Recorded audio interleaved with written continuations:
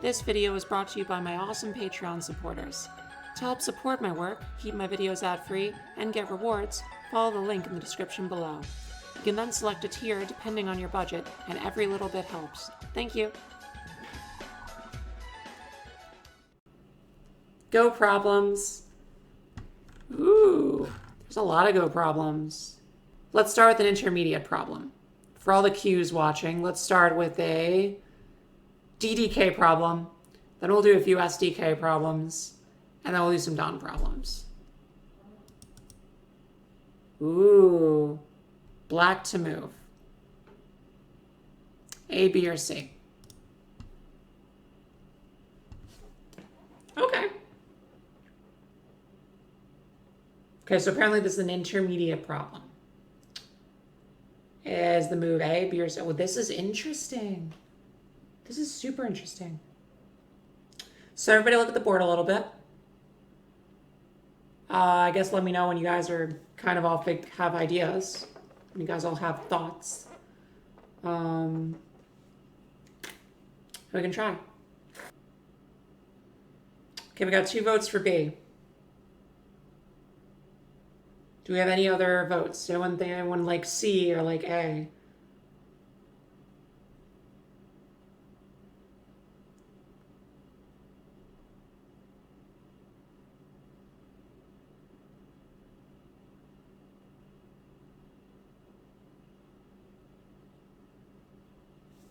All right, let's try B. The hell does that mean? Oh, it says correct. Woo! Good job, guys. You got it. B is indeed correct. Reason is white getting this move would be worth a lot of points. B has a very great follow-up here to try to get the stones going. It also can try to make these stones do a little bit more by the end of the game.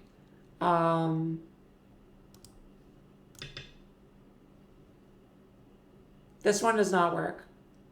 Oh, they give you a sequence. Oh, this is so cool. So the wrong moves give you a sequence. So black goes here, white plays here, black plays here, white plays here, black plays here, and then white plays that move. So now white has a ton of thickness, black's crawling on the 3rd line, and white gets that. Okay. Wow. What about A? Oh, there is no continuation. It's just terrible. It's just a terrible move. Don't do it. Yeah, I think this thing is just dead. Like, I don't even, like, it's just, yeah. A is a little ridiculous. Cool. Well, these are awesome. Okay, let's try another one. Okay, this is problem 9. Says this is a 4Q problem, but they don't give you options. Uh-oh. It's black to move.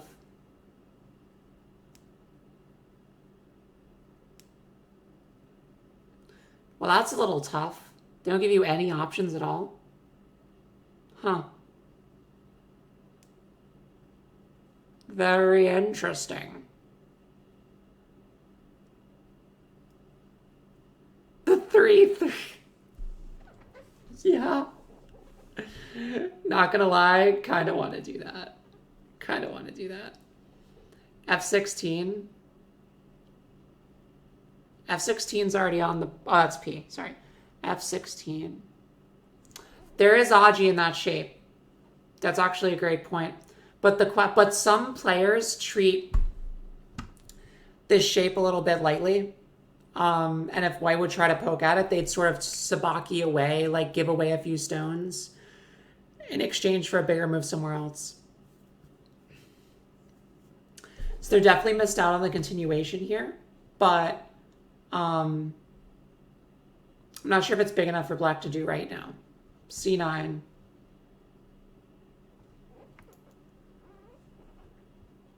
C9's interesting. I feel like c9 gives white a great opportunity to kind of make an extension and force black to do something with that stone, though.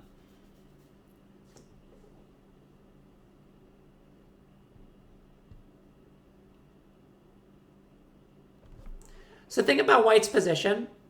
Hey, Peyton, what's up? We're doing some Go problems. Here's my analysis of like the positions, right? So black's is a Moyo-driven game. We see these high stone here. We see the high stone here. That almost means that like black would welcome a 3-3 because he'd be able to build a wall towards like one of his 2 points of strength, right? This also might understand why black would probably give away a few stones here to try to make a bigger Moyo shape. So things that I think that would like be in line with black's strategy are this move, because it's expanding black's Moyo kind of in a very scary way. Alternatively, honestly, I don't think invading is too bad of an idea. Giving white a wall while black has a stone here to prevent white from using it in this direction, and while white stones are low in this direction, I could get behind. I could get behind that. Especially if black gets Sente out of that and then can like go play here. I like this move. I really like this move. I would play this one. But I like this one too. Oh my god, I was right. Guys, I was right. That's the move. That's the move right there. Woo! I did it. I did it. Sorry. I mean, if it's a 4Q problem, I should have been able to get it. I'd be embarrassed if I didn't get it.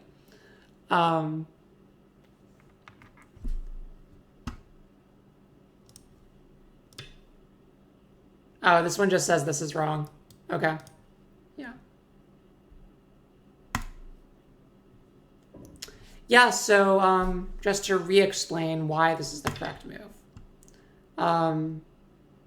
Because understanding, like, from the way black stones are, black's global strategy, which is to try to expand the Moyo and make a really big threatening thing that goes over the whole board. That's why black played the high stones, right? That's why black tried to develop, like, set this down into a wall right here. Yeah? That's why black played these high stones. You want to make the Moyo.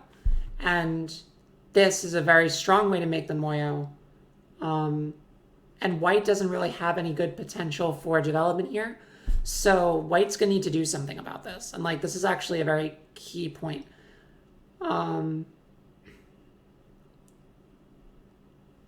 This is so cool. I love this.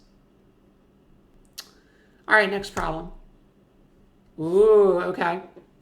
This is problem number 10. 3Q problem. Oh boy, we're getting harder. We're getting harder. Black to move. Black to move. I think all of these are black to move. What do we play?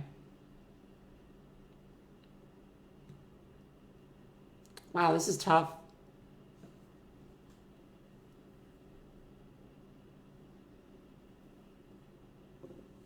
I don't like those. Meh. We got one for G. I like G. I definitely like G. I'm wondering if but the thing about G is there doesn't seem to be a very strong place to develop. B is good. I like B.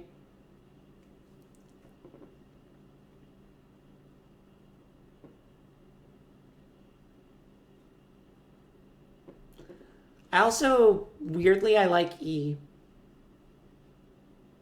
E makes G better. Because then black's kind of expanding and then can play this move after white plays E then G and do that. And, like, now it's like... But these stones kind of aren't doing anything, so I would like to do something with these. Splitting doesn't feel strong. Anuk says F.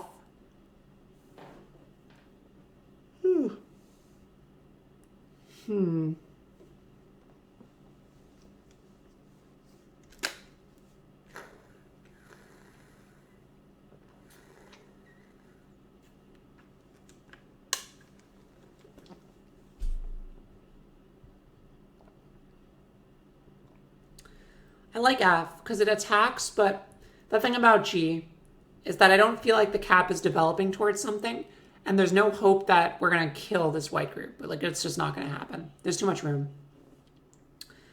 And if we're not developing towards something, then we're kind of forcing white to live and not getting a ton of profit out of it.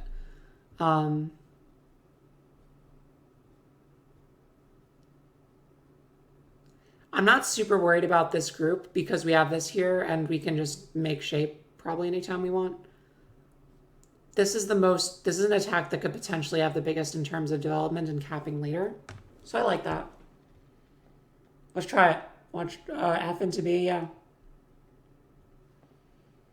So I'll try it. Try F. Well, actually, let's try the ones that I don't like. Let's try G. Let's try G. Yeah. Incorrect. Because white can just live too easily. Let's try B. That Joseki happens, then white plays here. Yeah. So we lose out on the attack.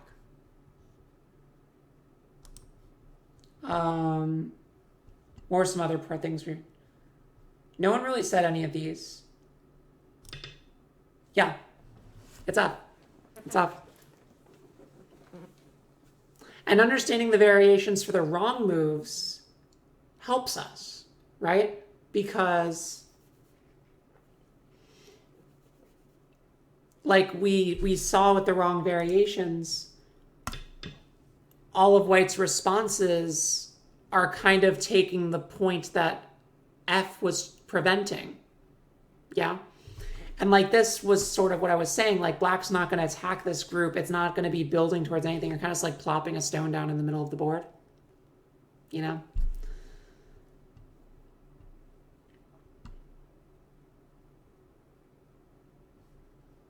Oh yeah, that is such a Brandon move.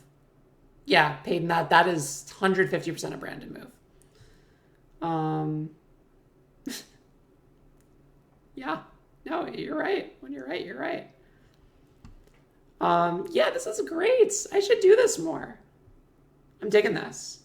Yeah, and then like this one, white gets Sente to do this, and that's the critical point in this position. So, neat. All right, moving up the ladder. Here we go. Problem number 11. We're at 1Q now. Oh, shit. Oh, shit, ladies and gents. We're getting up there. We're getting up there. Black to move. Ooh, oh, that's cool. That's awesome. I think I know what to do. Right away, I think I know what to do.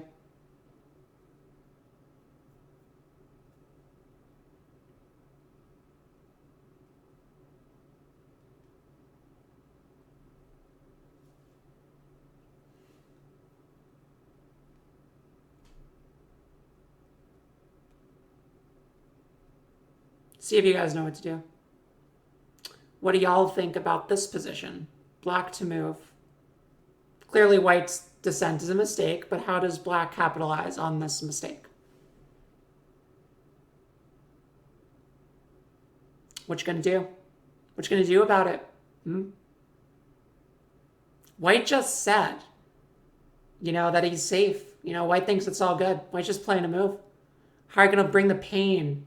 How do you bring the pain? Do we have any guesses?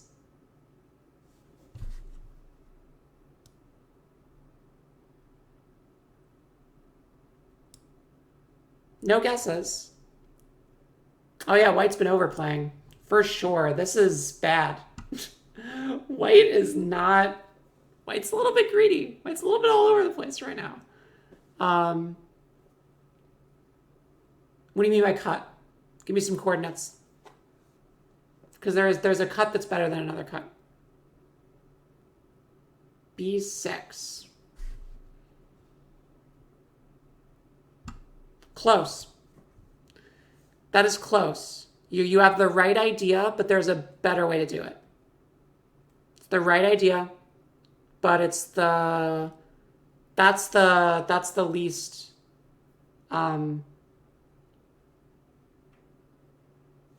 forceful way to do it.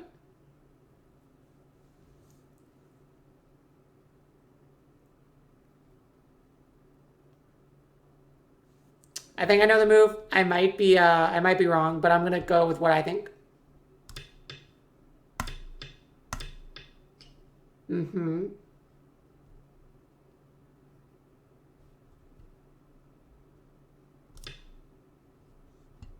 I think I was almost right. I know it starts here. No? It says wrong. Am I missing the follow-up? Huh. Okay. So maybe that's not right?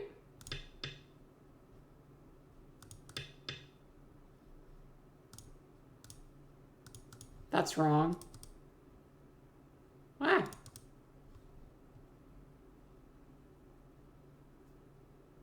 What does 5 mean?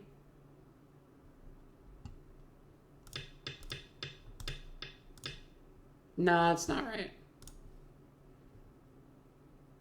Force the top.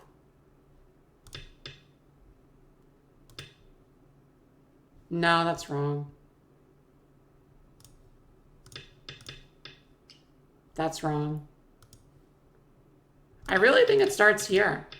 I think this is it, but the question is, how do you take advantage of... Oh. Oh, you do that, and then you do that. That's great. Good lesson, good lesson, good lesson. So let me explain retroactively what this whole thing was here. So my mistake, and that's something that I've been getting into more and more as I've gotten stronger. When you get stronger, you get feistier and you want to fight more because you're seeing weaknesses in your opponent's moves, you're seeing weaknesses in your opponent's shapes, and you want to punish them because you're starting to like sense that blood in the water where you didn't know what was going on before. However, there's times and places to attack, right?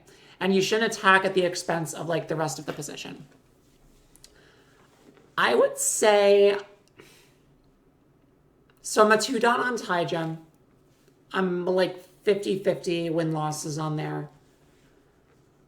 I am like 7-2 on Fox 1-dan.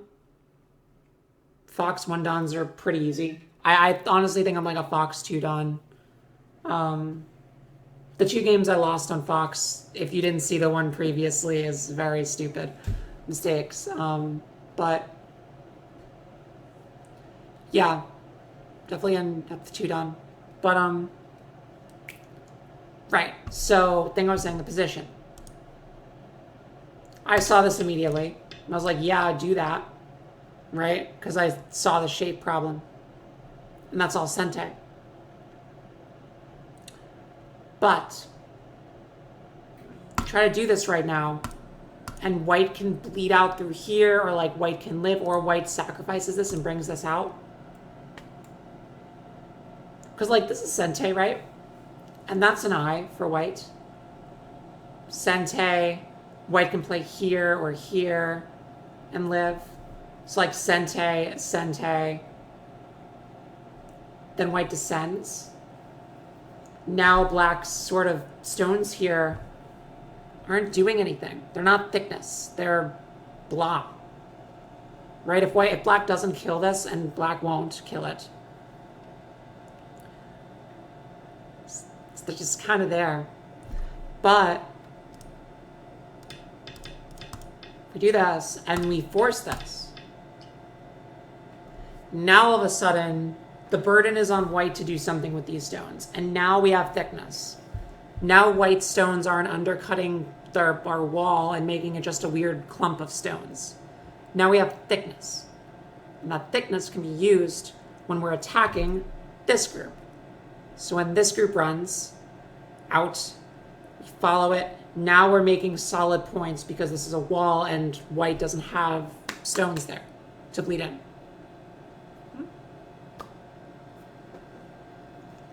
Make sense?